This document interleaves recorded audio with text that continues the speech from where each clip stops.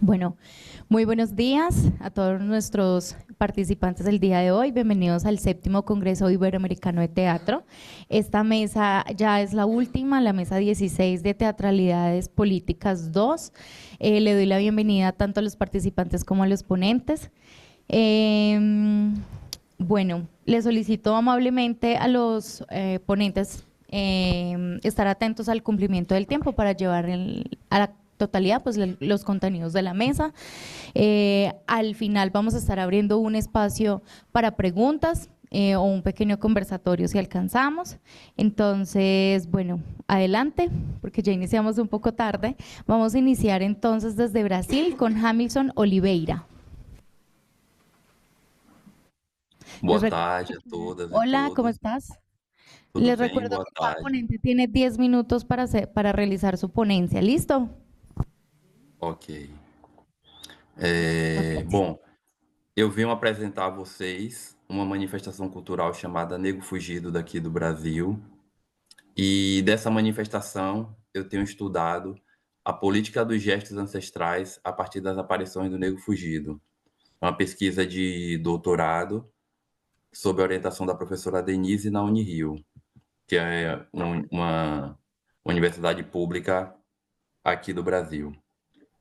Bom, para começar essa discussão, a gente começa a partir dos estudos da performance de Schechner, porque o Nego Fugido, apesar de ser uma manifestação cultural popular, a academia, a universidade, a partir dos estudos da performance, dos estudos culturais, estudam as apresentações do Nego Fugido, né? E dessa manifestação, dessas aparições, que assim a comunidade chama, a gente destaca a particularidade da performatividade, da performance ritual, né? O Schechner ele diz que todos os dias as pessoas realizam dezenas de performances rituais, dezenas de rituais, né? Esses, esses variam de rituais religiosos, rituais da vida cotidiana, rituais dos papéis da vida, aos rituais de cada profissão. Bom, a grande questão é que estamos aqui ritualizando um seminário, mas a comunidade de Acupe ela vai à rua para poder ritualizar as memórias da escravidão. E aí, esse ritual, que é performático, ele reencena essas memórias da captura do negro em África, do transporte do negro no navio negreiro para o Brasil, as torturas e as violências sofridas pelos negros com os capitães do mato, e também as lutas dessa população negra no Brasil, né? A luta dos escravizados, a luta pela liberdade, e tudo isso com muita dramaticidade, né? No final, os caçadores passam para o lado dos negros, ajudam a capturar os guardas do rei e é entregue a carta de euforia. Mas tudo isso bem depois de muita luta, né? É... Bom, durante o processo de escravidão, a gente entende que foi um processo extremamente violento e que ele tem seus requisitos até nos dias de hoje, né? Foram mais de 5 milhões de africanos trazidos para o Brasil, né? E muitos morreram durante esses processos. E muitos morrem até hoje em decorrência de processos de violência, com designações relacionadas ao racismo, relacionadas às violências ocasionadas pelos resquícios dessa escravidão, né? Bom, em Acupe, nós temos o mês de julho, que acontece o Nego Fugido, é um mês de festa. Durante todo o mês de julho, saem dezenas de manifestações culturais, acontecem na localidade. Todo domingo do mês de julho, sai bombachos, bandus, burrinhas, né? E isso daí, essas manifestações culturais, e aí eu trago o Monilson dos Santos Pinto, que é um brincante do Nego Fugido, que é também um doutor por universidades aqui do Brasil, né? Eu trago essas manifestações culturais de julho, o Munilson ele aborda como se elas fizessem parte das manifestações que saem para poder combater uma praga de Iku. Iku é uma entidade religiosa, né? E que jogou a praga da morte na comunidade. Então, os sacerdotes eles vão botar essas manifestações culturais na rua justamente como forma de oferenda, né, como forma de ritual para poder combater essa praga, né? Então, Iku, que seria a morte, teria ficado furioso e lançado uma praga no mês de agosto. Desde então, sempre nesse mês passaram a morrer muita gente. E aí os sacerdotes do local saíram com essas manifestações culturais, que são os mandus, que são essas manifestações culturais, esses elementos aqui, né? Esses personagens, não sei se seria personagem da resposta correta, mas esses elementos das manifestações culturais serão os mandus. Temos as caretas de Acupe, né, que são caretas feitas de papelão, também feitas de um processo ritualístico. A construção é toda artesanal, a pintura, a modelagem, tem todo um significado na colheita do barro para poder colher o molde, tudo isso. E temos o Nego Fugido, ainda careta, e temos as aparições do Nego Fugido, que é a reencenação do processo escravagista que acontece no mês de julho em Acupe. Aqui é um outro momento da manifestação do Nego Fugido, onde a matriarca, né, a madrinha a madrinha do negro fugido, ela tá fazendo um gesto de paz aqui, pacificando a luta entre os soldados aqui, simbolizando o rei, os soldados da guarda do rei, os negros, que seriam as negras, os negros acorrentados, né? E o nome é Nego Fugido mesmo, não é negro, mas Nego Fugido, que é o próprio nome da manifestação cultural. Bom, fazendo um paralelo do Nego Fugido com o Quilombo dos Palmares, a gente pode trazer a ideia de resistência, né? O Quilombo dos Palmares aqui em Pernambuco, no Brasil, né, por volta de 1650, nós tivemos um grupo de escravos que se rebelou, escravizados que se rebelou, né? Se rebelou contra o regime imperial da época, né? E fizeram as primeiras revoltas consideradas grandes revoltas do Brasil, do processo escravagista. E aí nós temos o Quilombo dos Palmares, onde conhecemos a liderança internacionalmente, o Zumbi dos Palmares, né? E a CUP, ele traz esse papel de reivindicação dessa manifestação cultural também, né? Bom, aqui nós temos um painel com grandes revoltas acontecendo no Brasil, a revolta de Minas Gerais, né, Salvador, Bahia, nós tivemos a revolta dos Búzios, a revolta dos Malês, uma série de revoltas escravagistas, né, que vem fortalecer essa narrativa do negro fugido, né, e aqui nós temos uma parte realizada desse ano, de 2025, em julho, quando houve um episódio na comunidade em que, num domingo da aparição, um jovem membro do grupo faleceu e eles realizaram um ritual fúnebre. Nesse dia eles não se pintaram, fizeram uma pequena cerimônia e realizaram uma manifestação cultural, uma manifestação queimando pneus, queimando objetos na pista, para poder reivindicar o direito à vida, né, o direito à garantia. A CUP é uma comunidade quilombola e as comunidades quilombolas, elas sofrem com o descaso das autoridades. A companhia de energia, ela não prestou a manutenção devida, o fio caiu no chão, o jovem, que era um participante do grupo do Negro Fugido, pisou no fio, terminou morrendo eletrocutado, e a comunidade fez uma manifestação para poder cobrar esses reparos, e reivindicar a vida do jovem que se foi precocemente, né? Então, é uma ação política, é um gesto político. Aqui nós temos o mapa do protesto, mais ou menos na via, para situar vocês, né? A CUP fica a 92 quilômetros de Salvador e o protesto aconteceu no quilômetro 10 da BA 878, né? Aí tem a localização do quilômetro, né? Então, as performances como ações políticas, elas têm como as próprias finalidades as suas ações políticas. No caso dessa performance, claro que a performance ela pode ser interpretada e lida a partir de várias perspectivas, né? Mas o que eu trago aqui é a dimensão política do negro fugido, né? Esse negro fugido que vai buscar por uma justiça social, que partilha as emoções da luta, da revolta, né? Da, da revolução, né? Que reivindica a liberdade e a dignidade do povo negro, né?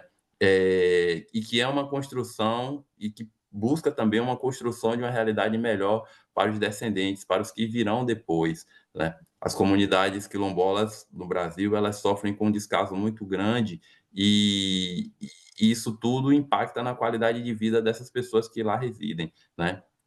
Então, essas manifestações, essas performances como ações políticas, elas rememoram a luta dos ancestrais, a luta de quem morreu no processo colonial, de quem morreu no processo escravagista, né?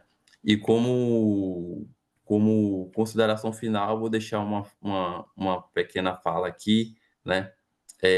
Do Reginaldo Prandi, se eu não me engano, né, que ele fala que o povo negro percebeu que o grande vencedor se ergue além da dor. Né? Só para fazer a menção correta da fala, essa fala é de João José dos Reis, no texto Quilombos, Revoltas Escravas do Brasil. E é isso que eu trago para a gente refletir sobre essas performances do negro fugido. Obrigado. Muchísimas gracias, Hamilton. Bueno, vamos a continuar con nuestro siguiente ponente desde Chile, Octavio Navarrete, con su ponencia Imaginarios Urbanos, la dimensión política de las artes escénicas callejeras. Hola, muchas gracias. Voy a poner el tiempo. Ya.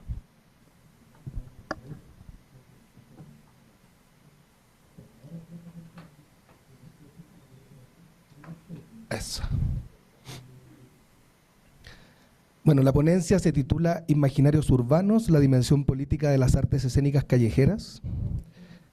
¿Qué es lo que estamos reproduciendo en una ponencia como esta? ¿Qué elementos no son cuestionados? ¿Qué estructuras espaciales y relacionales estamos produciendo y reproduciendo mientras realizamos este evento? ¿Por qué no estamos sentados en círculo? ¿Por qué asumimos como obvia esta disposición espacial? ¿Por qué no estamos haciendo esta misma actividad en una plaza, en una calle y transformando aquel espacio de tránsito en un espacio de pensamiento y reflexión política? Este problema para mí tiene que ver con el concepto de posibilidad. El concepto de posibilidad, según el diccionario, se define como potencia, aptitud u ocasión de existir o ser.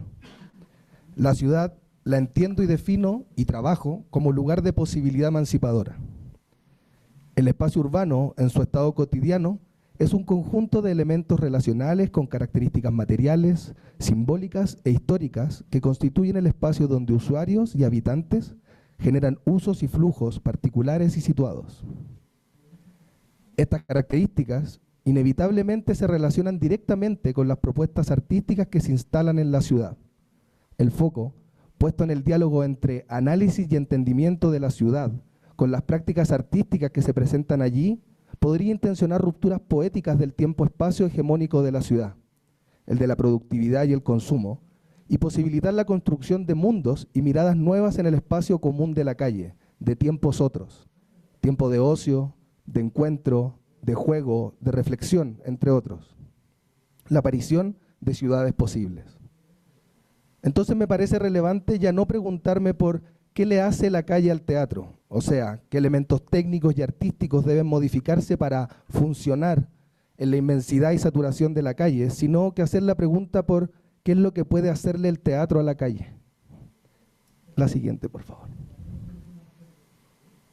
El espacio urbano es el resultado de la acción social, de las relaciones, las prácticas, las experiencias y al mismo tiempo es parte de ellas.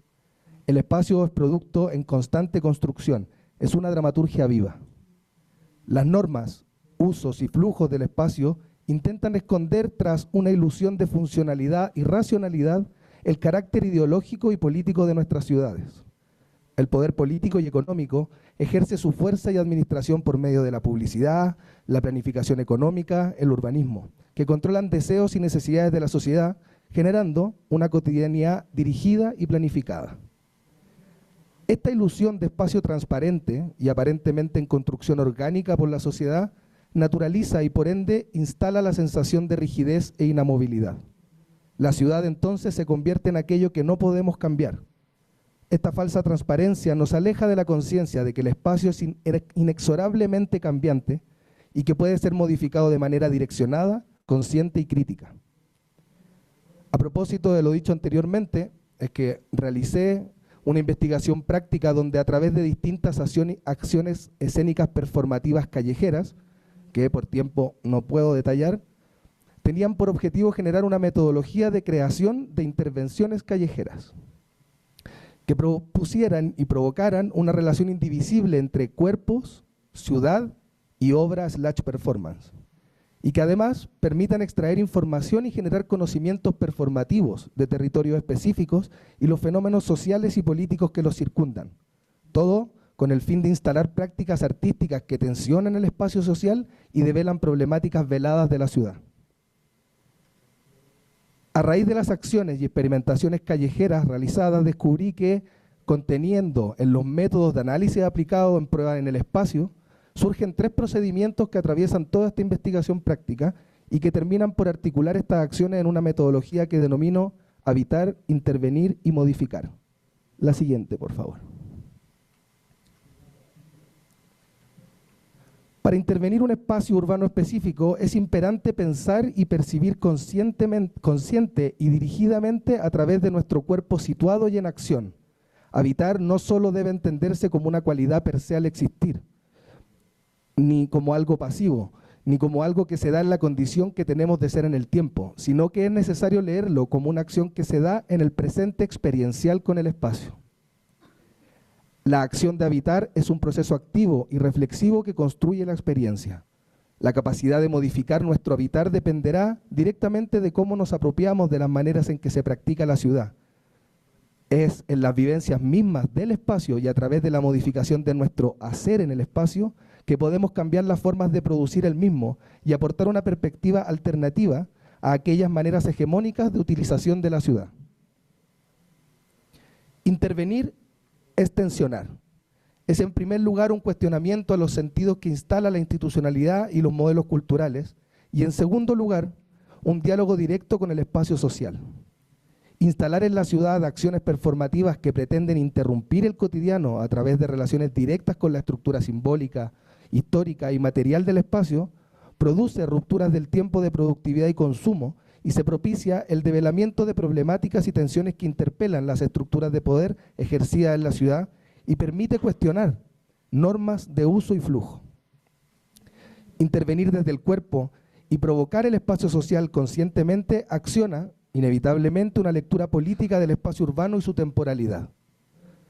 La temporalidad del espacio social la entiendo, como plantea el filósofo Bolívar Echeverría, como tiempo cotidiano y su posibilidad de ruptura, lo que él llamará el tiempo extracotidiano. La tensión entre estos dos tiempos, cotidiano y extracotidiano, es lo que constituye nuestra temporalidad.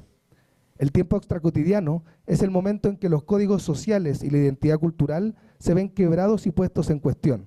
Es una refundación práctica de los sentidos que permiten el funcionamiento efectivo de una sociedad particular. Es así como en la medida que somos capaces de tomar conciencia de los tiempos de ruptura y propiciarlos como artistas, es que podemos salir del adormecimiento cotidiano. Intervenir entonces no tendrá solo que ver con la acción de intervención artística, sino también con la conciencia de que mientras habitamos el espacio, estamos interrumpiendo y provocando activa y críticamente el espacio de la calle, tanto durante la investigación práctica y performativa que menciono, como en la realización de las intervenciones escénicas. Dado que intervenir genera espacios de modificación temporal y por ende perceptual, entenderemos aquella acción como precursora de espacios liminales, aquellos que desestabilizan los códigos del espacio urbano provocando un umbral experiencial y semiótico. Modificar tendrá entonces 2 acepciones. En primer lugar, tiene que ver con la transformación y reestructuración momentánea del espacio callejero a través de prácticas escénicas performativas. Y en segundo lugar, se refiere a la modificación de la percepción hegemónica que tenemos de lo que se puede o no se puede hacer en la ciudad. Para la generación de un cambio en la percepción, primero debe suceder una desestabilización de los signos y de la percepción de cada sujeto. A la reestructuración de los sistemas sígnicos de la ciudad se suma la reestructuración de los sistemas de percepción afectivos, energéticos, fisiológicos, motores del espacio de la calle, tanto para quienes investigamos a través de la práctica como para los transeúntes y usuarios que se vuelven espectadores y participantes de esta práctica artística. Modificar el espacio urbano consciente, creativa y críticamente habilita espacios de imaginación y construcción. En resumen, esta metodología de investigación y creación puede dividirse en 3 grandes procedimientos. 1. Habitar como primer paso para conocer experiencialmente el lugar elegido para intervenir. 2. Intervenir como la estrategia utilizada para tensionar el espacio y seguir extrayendo información en pos de desestabilizarlo por medio de las artes escénicas. Y 3. Modificar como la decantación consciente, perceptual y racional de las experiencias y acciones realizadas en el espacio.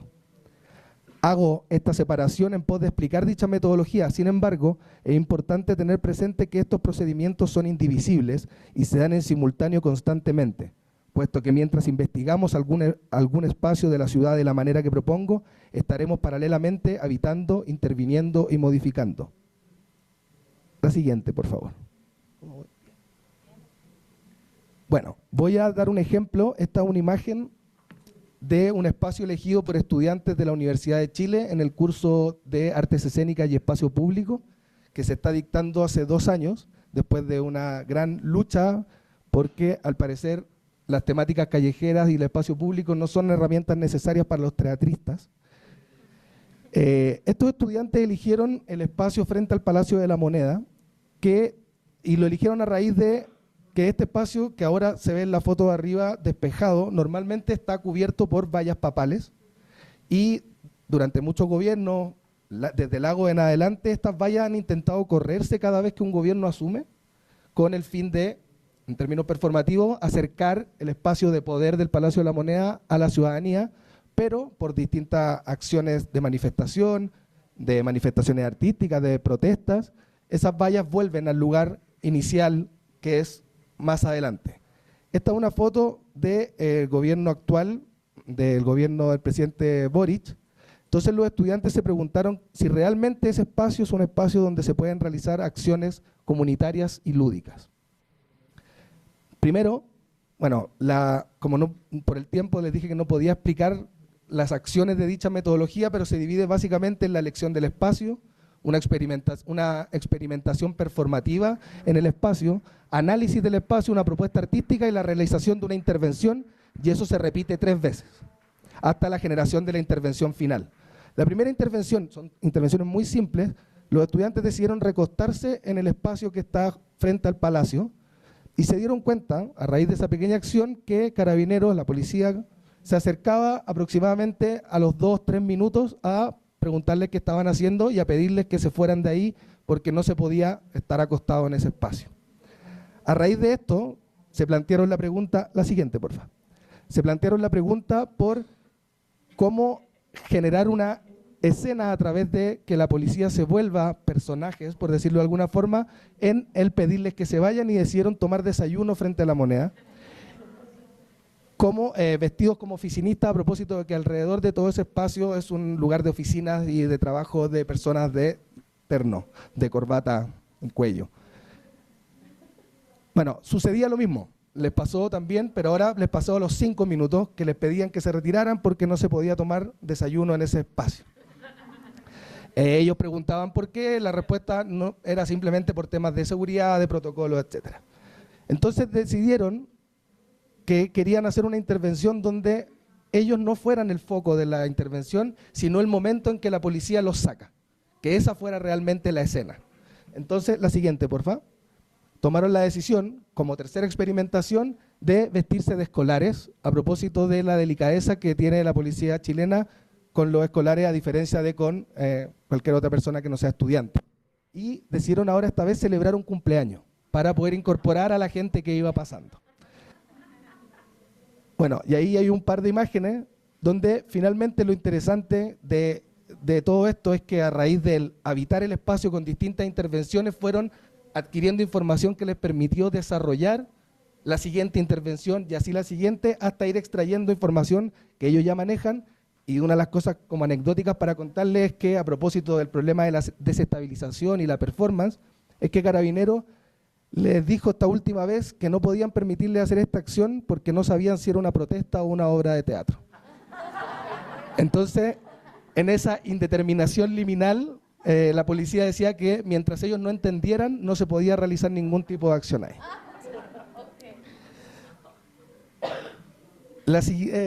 No hay siguiente, así que está ahí, déjala ahí. Bueno, en conclusión, todavía no, gracias. Construir sentido es una cualidad inherente a la condición humana. La ciudad es un proceso constante de generación de sentido colectivo e individual. La ciudad es la proyección de lo social en los territorios. Es en la utilización activa y consciente de los espacios donde nos jugamos la posibilidad de una construcción de sentido distinta a la... Es interrumpir, modificar es desestabilizar. Finalmente, imaginar y hacer aparecer es habilitar ciudades que creíamos imposibles. Muchas gracias. Muchísimas gracias. Bueno, vamos a continuar con nuestra siguiente ponente desde México, Irene Tapia, con su ponencia Zapatos en Escena, Huellas de Ausencia e Impunidad. Muchas gracias, buenos días a todos. Quisiera iniciar esta comunicación con un fragmento de texto de Rumor de Viento de la dramaturga Norma Barroso, cuya palabra condensa el espíritu que guía a la siguiente reflexión. Nuestra ciudad es un basurero, pero yo sé que lo que hay ahí abajo, lo vi con mis propios ojos, lo vi desde el día que se levantó el remolino negro del llano. Un día ya no van a caber las muertas, se van a salir de los llanos, de la arena del desierto, y ya no van a tener dónde dejarlas. Se van a asomar las caras y van a mirarnos. Se va a ver todo, porque ni la tierra ni el llanto aguantará todo esto. Hay quien tiene voz, las muertas les están llenando la culpa y van a brotar por su boca.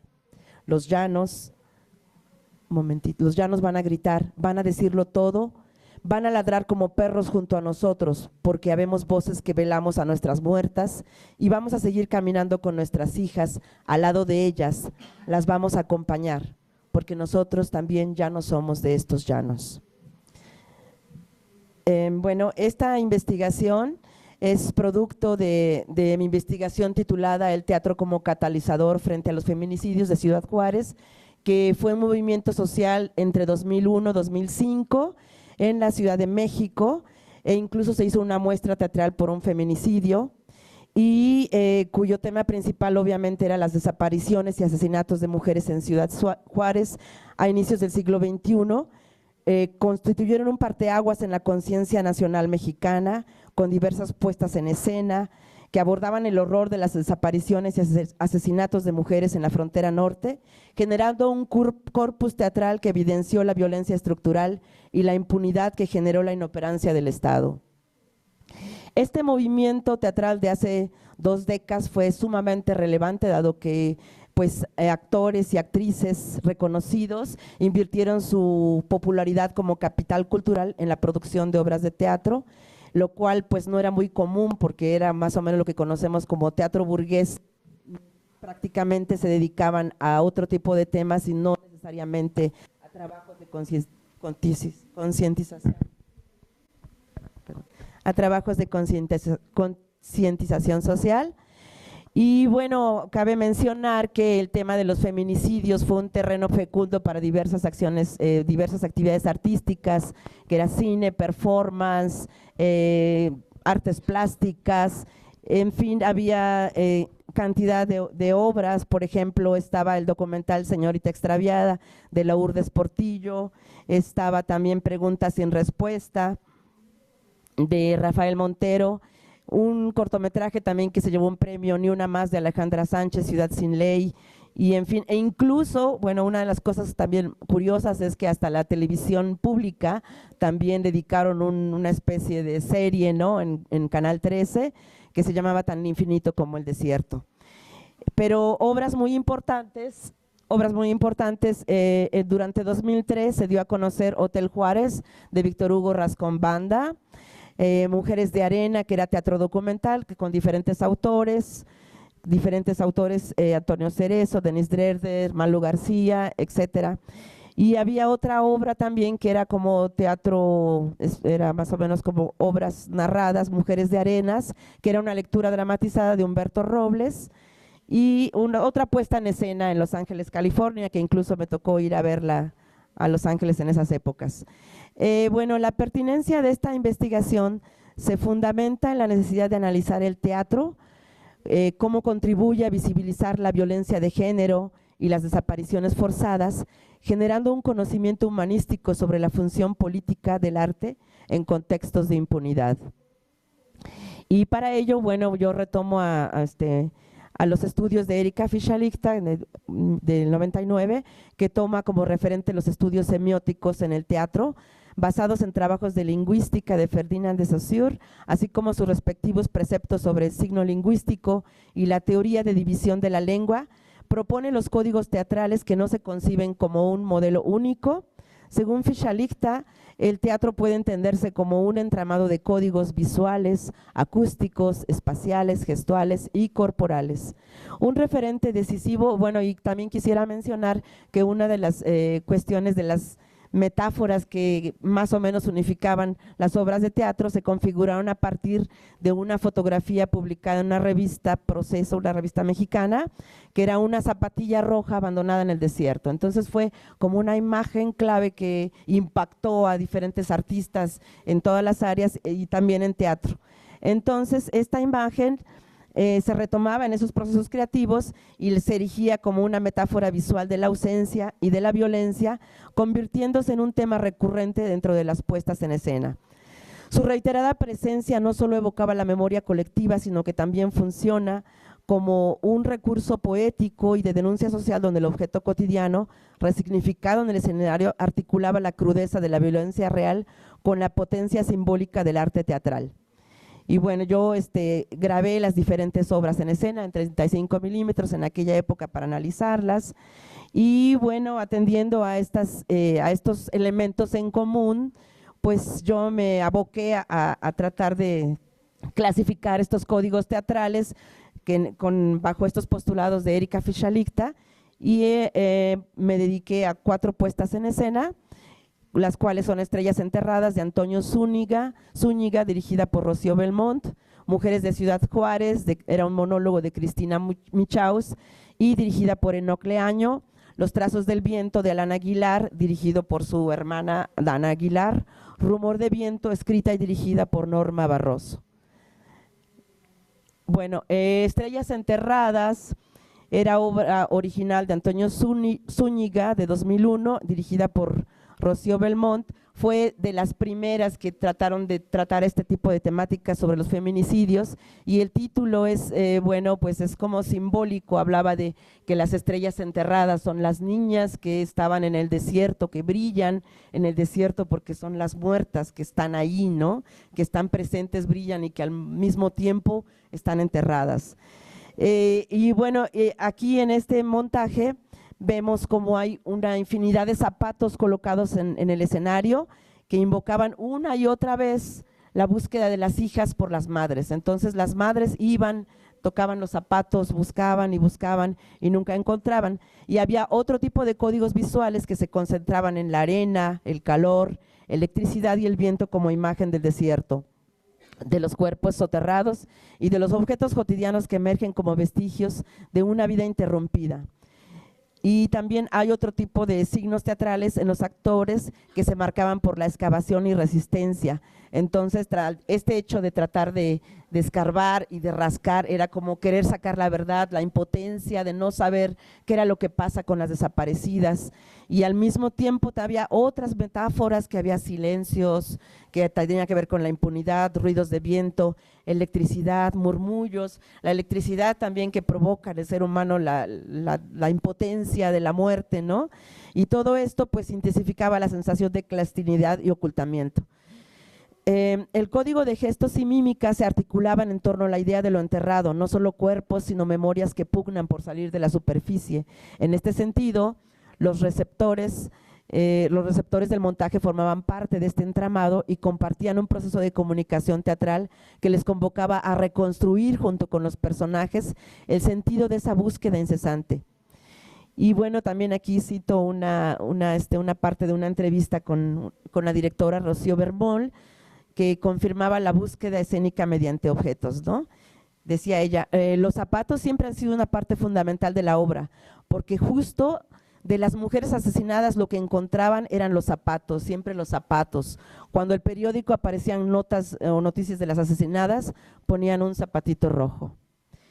Y bueno, la siguiente obra se titula Mujeres de Ciudad Juárez, que es un monólogo original de Cristina Michaus y dirigida por Enoc Leaño, como ya les había comentado.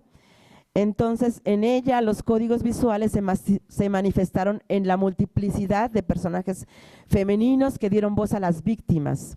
El código corporal se centraba en la performatividad de la actriz, que alternaba entre narración y representación. Y el código sonoro, sustentado en relatos en primera persona y en cantos populares, intensificaba la dimensión testimonial. La actriz retomó la idea de incluir los zapatos en el escenario debido a una experiencia en su paso por Ciudad Juárez. Ella se tomó una foto con una empleada de una zapatería.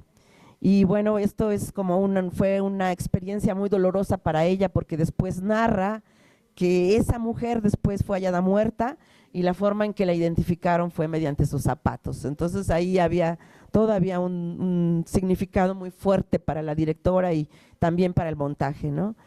La siguiente obra es Los Trazos del Viento, que fue por los hermanos, que ya les he comentado, en la cual aquí hay una variante muy interesante, porque las tres actrices aparecen con pies descalzos. Entonces este cuadro nos puede remitir a un mundo de la inocencia, de la fragilidad, de la pobreza, de caminos truncados, de adolescentes que emigraron hacia las maquilas de Ciudad Juárez. Y había otros, código simbólico convertía los pies desnudos en una metáfora también de vulnerabilidad y de un tránsito vital interrumpido por la violencia feminicida. Y en contraste, el único personaje que portaba calzado era un personaje masculino llamado La Sombra, quien encarna al agresor. Entonces el calzado lo diferencia y al mismo tiempo lo dota de una presencia ominosa, simboliza el dominio, el poder de caminar sobre las otras y la violencia que ejerce sobre los cuerpos descalzos. La oposición entre pies desnudos y pies descalzos configura así un lenguaje escénico contundente. En este contraste, el espectador era interpelado para decodificar la relación de dominación y para reflexionar sobre el sentido del dolor de las víctimas mediante su propia percepción frente a los feminicidios. Y el último montaje es Rumor de Viento, escrita y dirigida por la extinta Norma Barroso, y en estos los temas relevantes de los códigos dramáticos eran el machismo y la misoginia en la vida de las jóvenes trabajadoras de la maquila. Esta obra de teatro se basó en una historia y un caso real que fue de Alejandra García, que fue asesinada el 19 de febrero de 2001, y en este montaje, madre e hija representan a todas las víctimas y todas las madres en búsqueda de la justicia. Barroso elaboró un código visual con la recurrencia de zapatos de mujer sobre el escenario, símbolo inequívoco de las ausentes. El código corporal y gestual se expresaba en los gestos desesperados de las madres que buscaban, colocaban y desplazaban los zapatos como parte de un ritual de memoria. En el código sonoro, con el mismo rumor de viento y la erupción de silencios, se potenciaba la atmósfera de vacío y desolación. Una vez más, los zapatos de mujer ocupaban un lugar central. Estos aparecen esparcidos sobre el escenario como emblema de las desaparecidas. El zapato en escena, signo teatral de memoria, denuncia y violencia en México. Los preceptos de los códigos teatrales de Erika Fischer-Lichter nos permiten analizar cómo el teatro considerado de denuncia social, en este caso sobre los feminicidios en Ciudad Juárez, ha generado un impacto estético y político tanto en los creadores como en el público. Desde su propuesta, y aunque han pasado desde la propuesta de los creadores, y aunque han pasado más de 20 años, los montajes transmitieron un mensaje fijo que se construyó en un entramado de códigos teatrales que activaban al espectador en un proceso de percepción y de concientización frente al fenómeno social. Estos montajes integraban códigos visuales que refieren al espacio fronterizo, maquilas, narcotráfico, las calles, el desierto, entre otros, y códigos corporales que las actrices enfatizaban el desgaste físico, la cercanía de la muerte, los movimientos repetitivos, las rutinas laborales que deshumanizan. El código sonoro con la música norteña industrial, sonidos de viento, desierto y noche, enmarcaban la precariedad y la alienación de las trabajadoras. El código simbólico conecta directamente el feminicidio con las condiciones estructurales de explotación trabajadora en la frontera. A través de los códigos visuales, corporales, sonoros y simbólicos, cada montaje generó un proceso poético y de metáforas performativas en que el público deviene como testigo y partícipe de la denuncia. Todos estos montajes compartían, como ya he mencionado, el zapato, con sus múltiples significados que puede leerse como la ausencia de un cuerpo que ya no está, pero también como identidad. Cada par pertenecía a alguien único, irrepetible, testimonio arrancado de la vida cotidiana y convertido en símbolo de denuncia, memorial material y al mismo tiempo reclamo político. Y aquí también quisiera… ¿Tenemos tiempo todavía? Sí. Una variante muy rápida que también se menciona como objeto fetiche. Según los zapatos pueden ser objeto fetiche para sustituir una parte del cuerpo femenino de las partes sexuales. El hecho mismo de que la mujer, lo mismo que un objeto, cumple su función, es de satisfacer los deseos sexuales de un hombre. Y bueno, pues creo que ya me faltaría un poquito, pero ¿sí?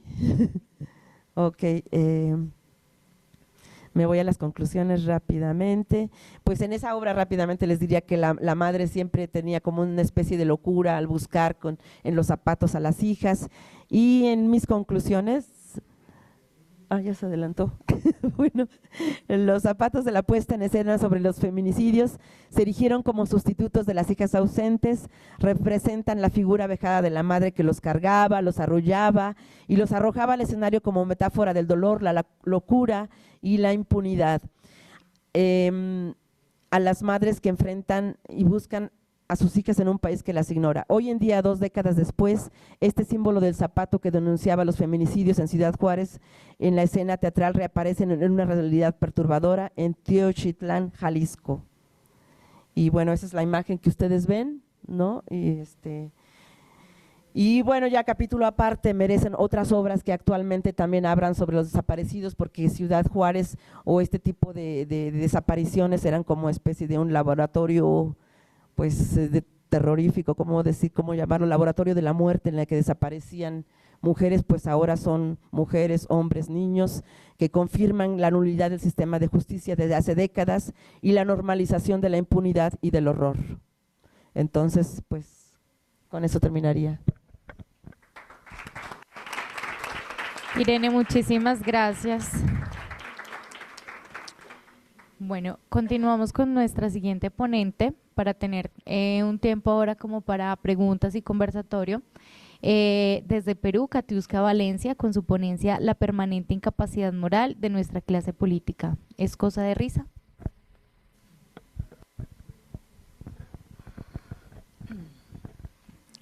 Bueno, buenas tardes. Muchas gracias por la invitación. Siempre es una alegría poder estar en este espacio. He quedado un poco sobrecogida con tu ponencia, pero vamos a darle lo que tenía preparado.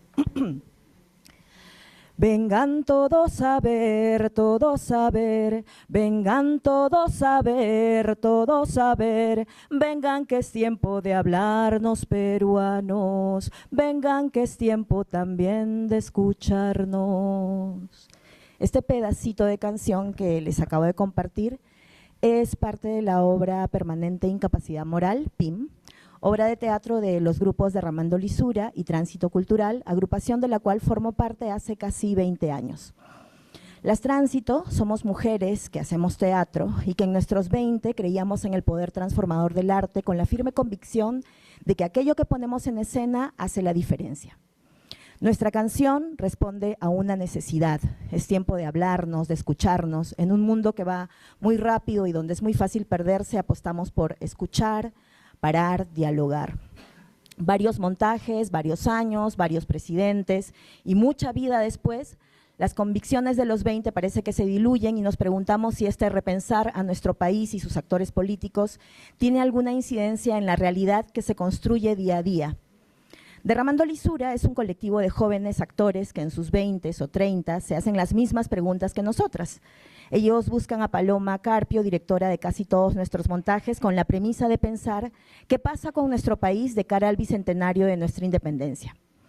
Para hacer realidad este montaje, el 2022 postulamos a un fondo, el concurso anual de proyectos de creación de nuestra universidad y al concurso de estímulos para las artes escénicas del Ministerio de Cultura en el Perú. PIM gana ambos estímulos y eso nos permite llevar escena nuestras preguntas. Fue un intenso proceso de creación en el que, revisando el hilo conductor de nuestra historia desde la colonia hasta la república, encontramos constantes: el abuso de poder, la mentira, la burla como formas aceptadas de convivencia y las y los peruanos atrapados en esa espiral sin fin. Voy a detenerme a explicar en términos legales lo que es la permanente incapacidad moral en mi país.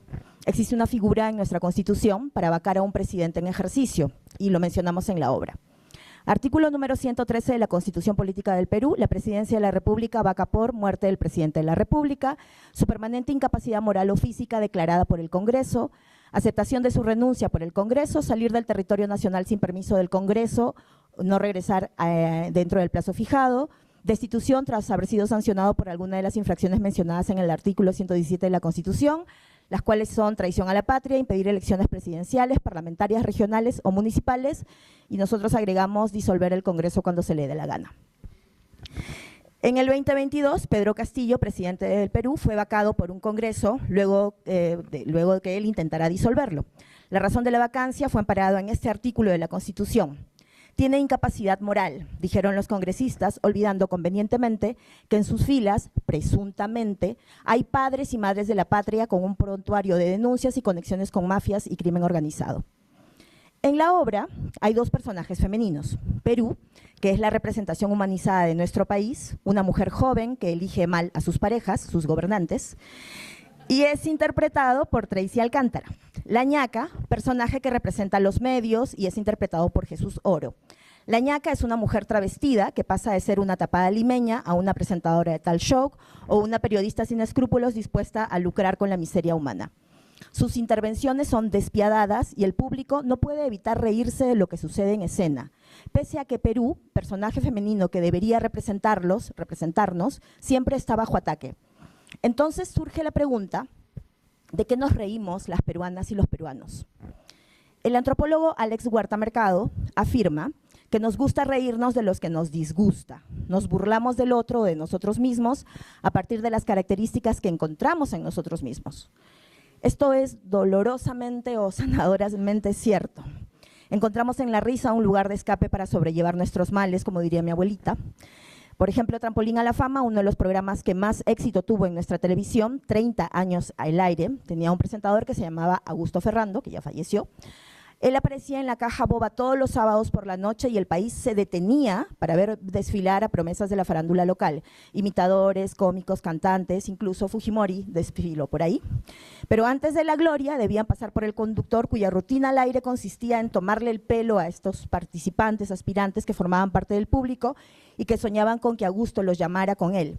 Podrían ganar fama, cocina, víveres, la presidencia, por participar. Huerta dice: el humor agresivo se alza como parte de una feroz dinámica de supervivencia propia de una sociedad dividida colonialmente, donde hay personajes más iguales que otros y donde las identidades, hombre, mujer, homosexual, costeño, andino, parecieran ser irreconciliables, pese al discurso técnicamente democrático que nos atraviesa. Va quedando claro entonces que en nuestro país nos reímos de la desgracia ajena, y sabemos en el fondo que nos reímos de nosotros, aunque nos estén pegando. Esta información va a ser muy importante para explicar a Perú y a la ñaca, que es un poco el origen de mi ponencia.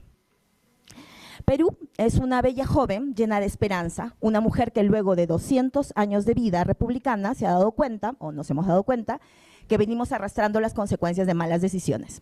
En la obra, la premisa es descubrir cómo hemos llegado al momento delicado en el que estamos. Su contraparte, la ñaca, es un personaje femenino interpretado por un actor hombre. Esta decisión no es casual.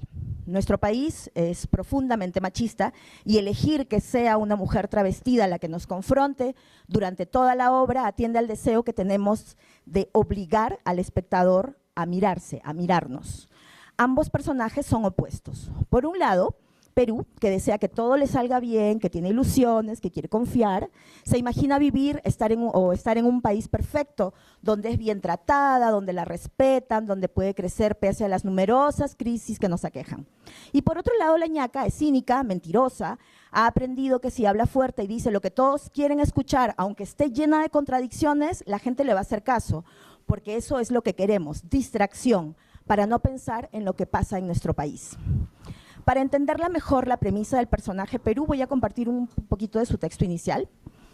Yo como tú soy Perú y estoy aquí en esta obra preguntándome cómo llegué a esta situación, o sea, en qué momento me jodí. ¿Ha sido mi culpa? ¿Qué he hecho mal? ¿Desde cuándo estoy así?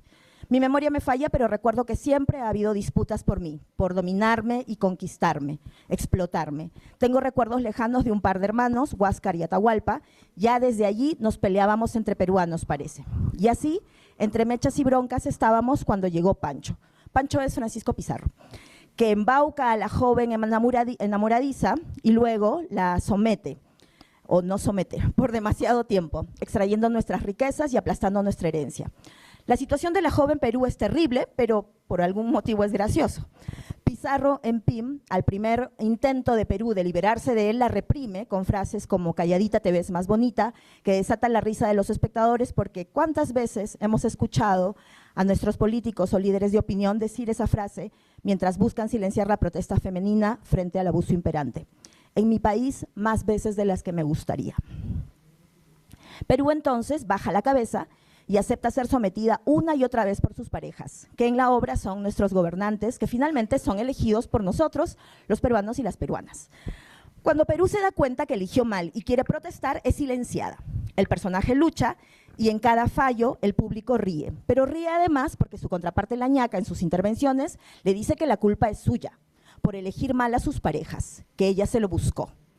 En otra escena, la ñaca confronta a personajes femeninos que fueron parte importantísima de nuestra gesta independentista y en los inicios de la República, pero que la historia las ha invisibilizado, como Manuela Sáenz y Rosa Campuzano, de quienes lo único que se decía que eran amantes de los libertadores, ignorando todo lo que arriesgaron. Y Francisca Zubiaga, que era muy criticada en su época, a inicios de la República, por ser una mujer con carácter que gobernó junto a Agustín Gamarra, uno de los primeros presidentes del Perú. Era una mujer, una militar y política de la que poco se habló en los libros de historia. La ñaca entonces las lleva a un programa al estilo de Yo Soy, para humillarlas y recordarlas en el presente como las recordaron durante años, mujeres que fueron la sombra de alguien más sin reconocer su valor. Para eso usa textos del cotidiano que el espectador reconoce como cercanos, ya que son extraídos de los programas de chismes, Bataclana, Jugadora, Tremenda Zorra. Para la ñaca, la única mujer que es respetada es la mujer de su casa y que se acoge a los estereotipos de género. Usa pues el discurso machista con el que se juzga a las mujeres que intentan romper ese discurso, que se usa además mucho en la televisión abierta de mi país, en programas de chismes y también por algunos políticos conservadores defensores de la familia original. La mujer siempre en escrutinio y vigilada. Esa vigilancia, según Huerta, impuesta por un catolicismo que llegó originalmente como parte de una estructura política colonial y que convirtió la culpa en un castigo permanentemente digno de ser expuesto y que encontró una nueva dimensión en programas de televisión vigentes en el Perú de hoy, en donde el espectador siente que es parte de este juicio popular y por eso es divertido. Para la escena final de la obra, Perú ha ido a un programa de entretenimiento al estilo El Valor de la Verdad. La ñaca le hace preguntas a Perú y, claro, le hace preguntas y luego no la deja hablar. Lo que hace la ñaca es buscar al público rompiendo la cuarta pared y los confronta con las preguntas, como ¿crees que Perú elige mal a sus parejas? ¿Crees que ella es capaz de manejarse sola o siempre necesita un hombre? Y Perú nunca responde, pero hacia el final viene la metralleta de preguntas que le hace la ñaca a Perú, que nos hace a todos, y lo voy a decir textualmente. Perú, ¿por qué en los últimos 8 años inicias con uno y terminas con otro? Perú, ¿por qué tus parejas terminan siempre en la cárcel? Perú, ¿te sientes orgullosa de que varios de tus exes vivan juntos en un penal? Perú, ¿por qué te quejas de los golpes de algunos de tus ex, pero aceptas los de otros? Perú, ¿por qué dejas que maten a tus hermanos y no haces nada? Perú, si te crees las ricas montañas, hermosas sierras, ¿por qué solo te importa Lima? Perú, ¿por qué disfrutas de ver programas de mierda como el mío? ¿Por qué? ¿Por qué? ¿Por qué? Y es aquí que Perú grita, porque tú y yo somos lo mismo, ñaca, tú y yo somos el Perú.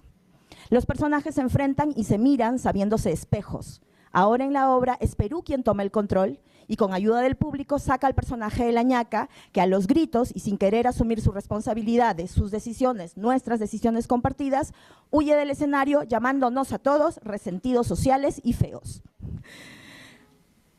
Como ya lo he señalado, ambos personajes, que son antagónicos, son una radiografía de mi país, de lo que somos. Me gusta pensar en este ejercicio de asumir nuestro rol en la construcción o destrucción de nuestro país por las decisiones que tomamos.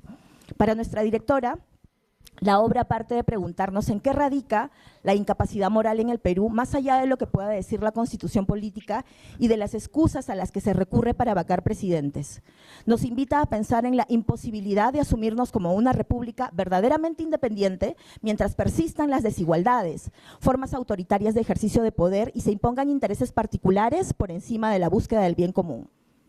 A través de canciones, personajes polémicos y situaciones paradójicas, buscamos ser más conscientes de lo permisivos que somos respecto a la corrupción. Yo no me atrevo a juzgar al espectador que se ríe de las desgracias del Perú. El tono de la obra es una comedia, es una sátira política, con canciones que exacerban los discursos y ese exceso causa risa. Más de una vez, alguien del público se acercó a nosotras para decirnos que se reían, pero se preguntaban, ¿por qué me estoy riendo de esto?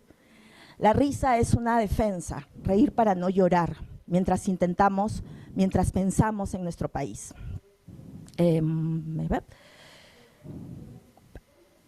¿Hasta cuándo?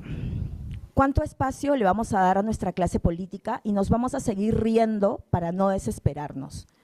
Ahora el vivo, el criollo, el hermanito hace las leyes que benefician al crimen organizado. Los compadritos se tapan sus miserias entre ellos y se dan amnistías para que sus crímenes de lesa humanidad no sean juzgados.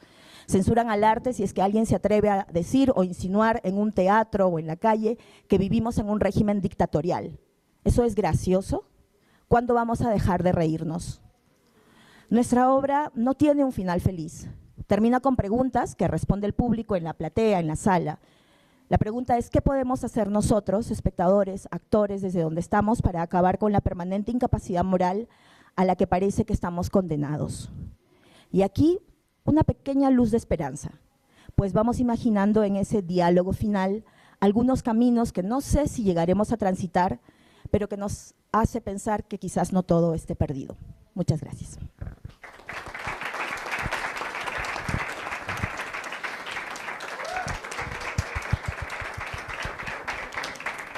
Muchísimas gracias, Katiuska. Gracias a todos nuestros ponentes. Qué ponencias tan maravillosas, de verdad. Me dan muchísimas ganas de ver esa obra porque está un éxito completamente. Hace unos años acá vi una novela muy graciosa que se llamaba HP Fortuna.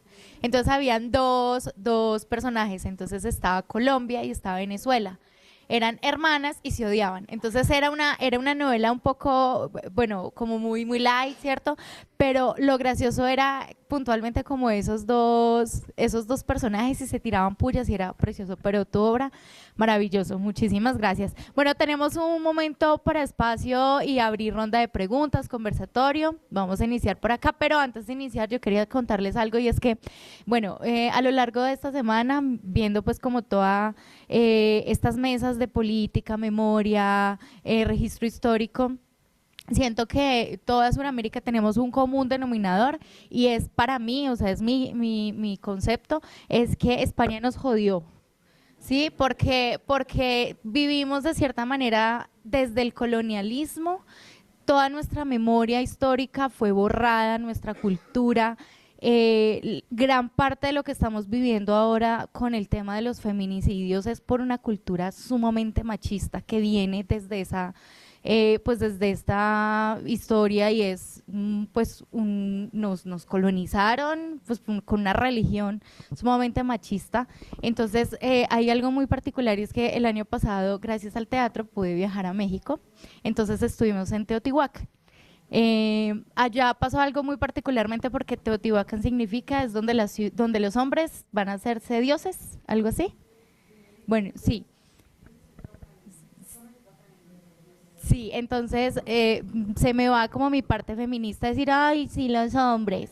cuando el Señor me dijo, no, espérate, las mujeres ya nacen siendo diosas, ellas no necesitan, y me dejó callada. Entonces me contaron un poco el contexto de que anteriormente los mexicas eran realmente sociedades matriarcales, como muchas de las sociedades de Sudamérica, y acabaron completamente con eso. Entonces ahora me encantan muchísimo estos espacios porque son espacios donde convergemos toda Latinoamérica también, compartimos historias y es muy similar a lo que pasamos acá en Colombia, lo que vemos en Venezuela, lo que vemos en Brasil, lo que vemos en México, es impresionante. Pero también en Colombia me siento afortunada porque acá a veces vamos como en un paso adelante de cierta manera, porque acá no pasa lo mismo que en México. A mí México en cifras me aterra muchísimo.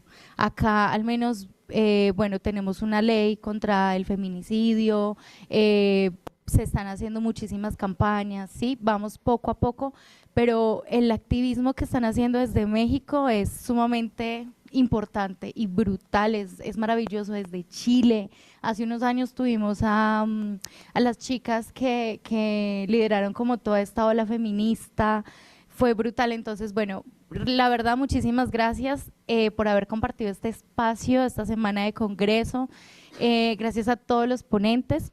Ahora sí, vamos a abrir el espacio de preguntas, por favor, muchísimas gracias.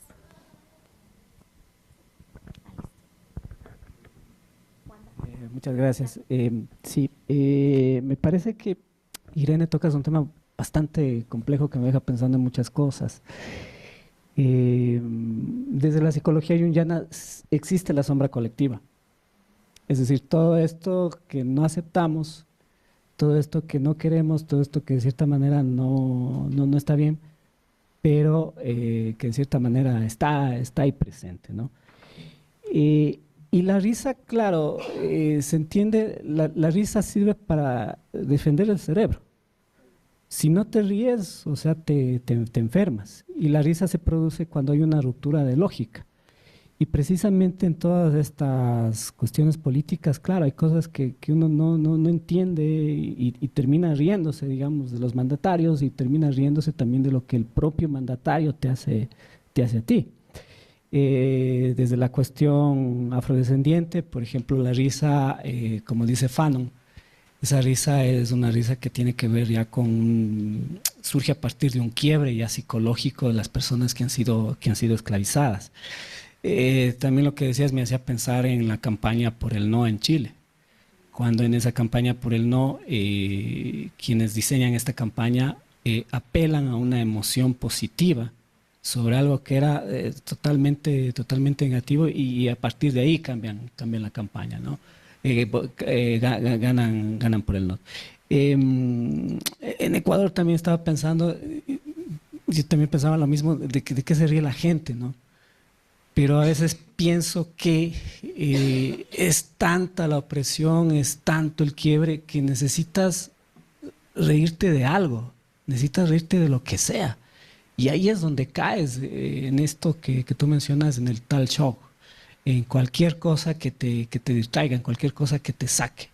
No sé si es que tú de pronto compartes esta teoría, esta idea, o qué es lo que está sucediendo, qué es lo que está pasando. Nosotras encontramos que la risa es uno de los mejores espacios a nivel escénico para poder que la gente entre a reflexionar con nosotras sin imponerles desde el panfleto, ¿no? Entonces nosotras revisamos lo que está sucediendo en nuestro país, y claramente cuando te atacan y te dicen tú elegiste mal, tú eres esto, tú eres lo otro, desde un lugar de superioridad moral porque yo tengo la razón, etcétera, etcétera, no funciona por ahí. Creo que la idea de poder despertarnos como nación, ahorita estamos en un proceso de corrupción muy grande en el país, están pasando cosas terribles y estamos como, han empezado los pequeños levantamientos de la generación, los más chiquitos, Z, la generación Z, y bueno, que además son brutalmente aplastados por la policía y dispersan. La situación en mi país está de terror, de terror.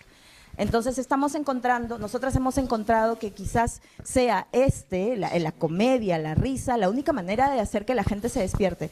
Este montaje tuvo una particularidad, los fondos que ganamos eran no necesariamente para estar en salas, así que los llevamos a centros comunitarios, a universidades, a lugares que no necesariamente dentro de Miraflores, que es la zona privilegiada de Lima donde están los teatros. También tuvimos una temporada ahí muy exitosa, con gente muy pituca riéndose y luego se acercaban a nosotros y nos decían qué importante es esto que están haciendo porque nos ayudan de esto, ¿no? Me estaba riendo, pero decía, no puede ser que me esté riendo de esto, ¿no?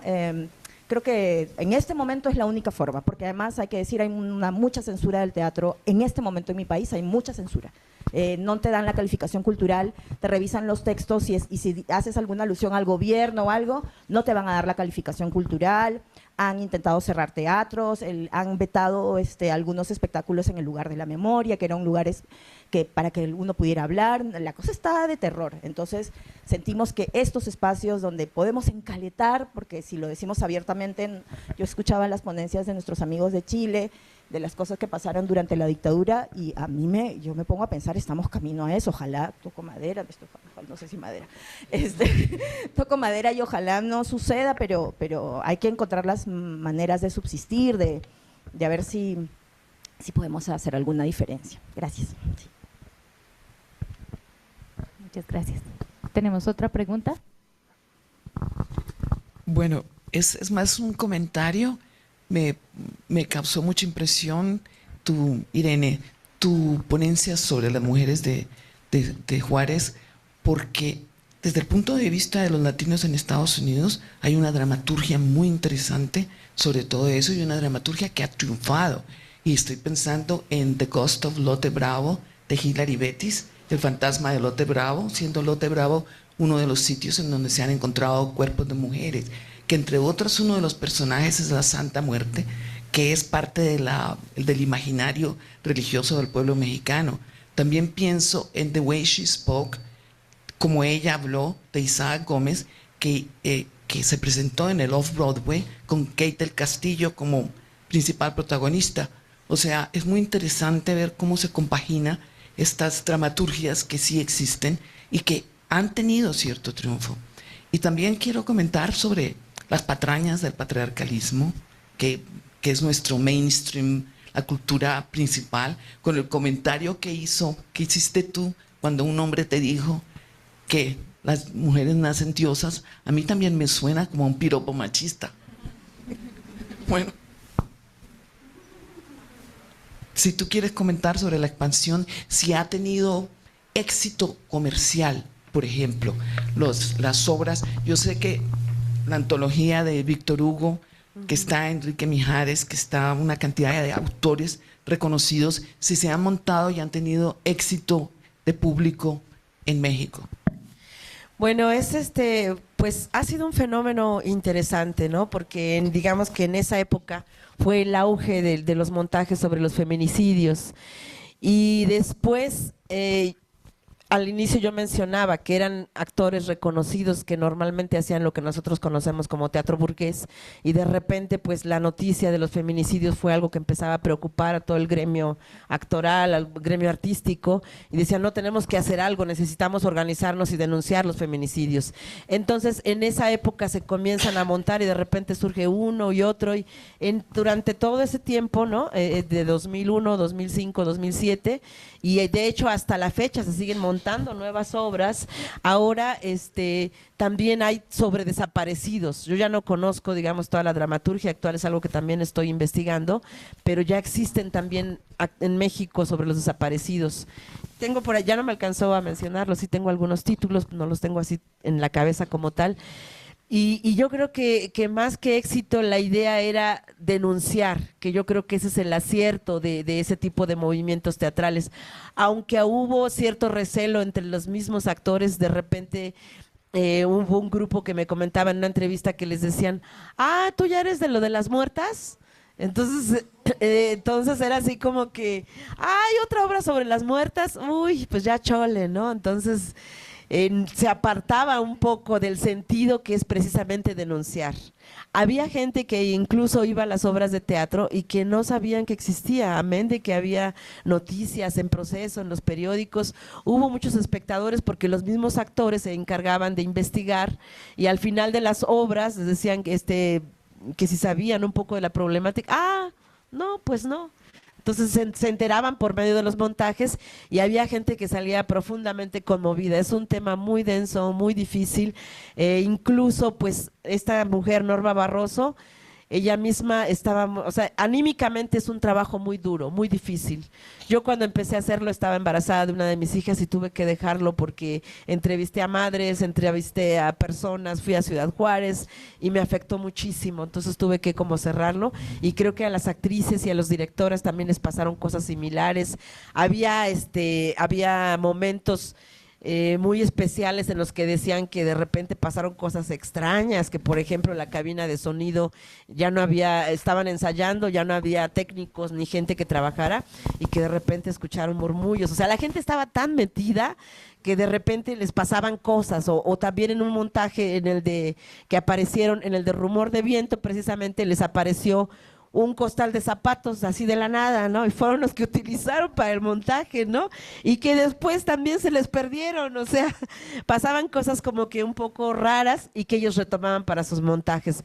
Pero yo creo que sí tuvo éxito, o sea, éxito en el sentido del eco para concientizar, para formar conciencias, para denunciar, ¿no? Y para incidir.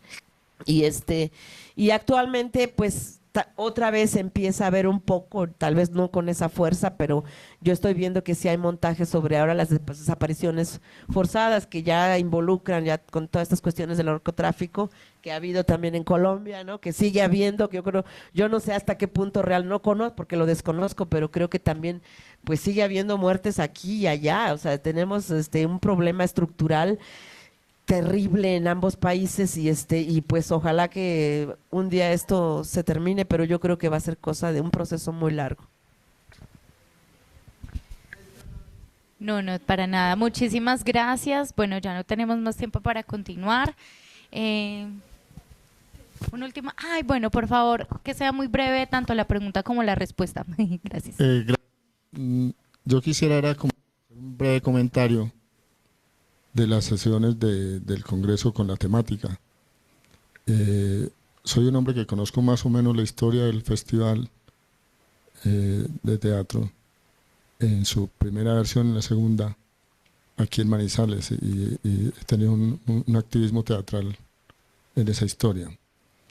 Y las líneas de pensamiento y de discusión, más o menos en la relación arte-política, puesta en la categoría del teatro y la relación con la política, históricamente son líneas que atraviesan los tiempos de la misma manera con otros actores y otras circunstancias. Ayer, por ejemplo, la intervención de Héctor Guido del Galpón dejó muy claro en la historia del Teatro del Galpón de Uruguay el proceso de la política en el teatro, en la vida. Y pienso que las nuevas generaciones, que como curiosidad he visto la lista de asistencia, ustedes la miran, hay un señor que firma que tiene 66 años, soy como el abuelito de las sesiones. Entonces, la memoria está ahí para las nuevas generaciones. Me conmovió mucho la primera conferencia que nos dejó como en una punta de desesperanza. No, yo creo que cada época, en este momento estamos asistiendo a un cambio de época, donde los actores políticos y de poder están más fuertes, con sus discursos más agresivos. La humanidad está en un momento de movimiento fuerte, y yo pienso que las nuevas generaciones tienen, con el arte tenemos que seguir discutiendo el mundo, pero desde otras orillas, no desde las orillas de la destrucción, sino desde las orillas de la construcción de mundos posibles. Un poquito pensando en un pensamiento más cuántico y menos totalitario y unificador de pensamiento. Al contrario, lo cuántico nos permite acercarnos más en la medida en que nos alejamos de prácticas deshumanizantes.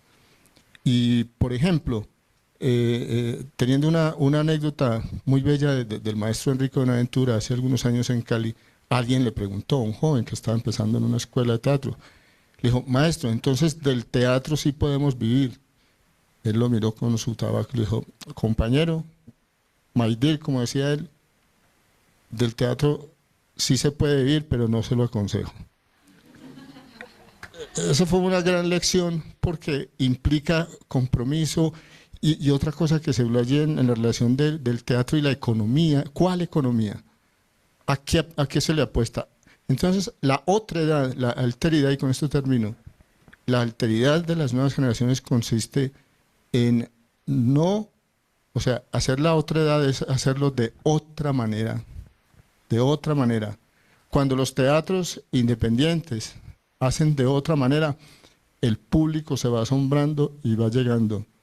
Porque si hacen lo mismo que está en las redes, competir con las redes, en el mundo glacial del Pepsoden, de las pantallas y eso,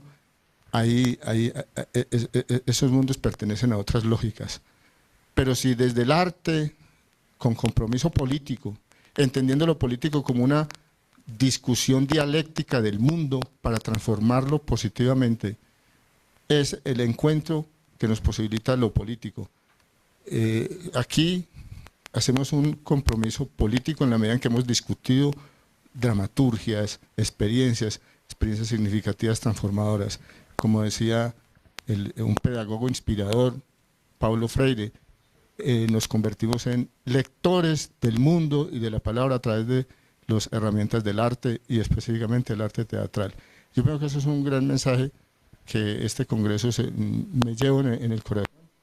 Pero seguimos en las mismas líneas, o sea, la relación arte-política, el arte por el arte, la discusión de los años 60, 50, están vivas. Y los jóvenes, ustedes, no se lleven un mensaje de desesperanza, al contrario, son la potencia que debe garantizar nuevas energías, construyendo nuevos lenguajes. Las ponencias son maravillosas. Por ejemplo, allí ahora, con esto termino, todas las posibilidades que hay desde las comunidades, las expresiones, ahí hay una fuente inconfundible. Muchas gracias y disculpen. Muchísimas gracias. Bueno, damos oficialmente entonces terminada esta mesa. Muchísimas gracias a los ponentes, a los participantes. Los invitamos a pasar ya a la siguiente sala para la conferencia de cierre. Muchísimas gracias y nos vemos el próximo año. Muchas gracias.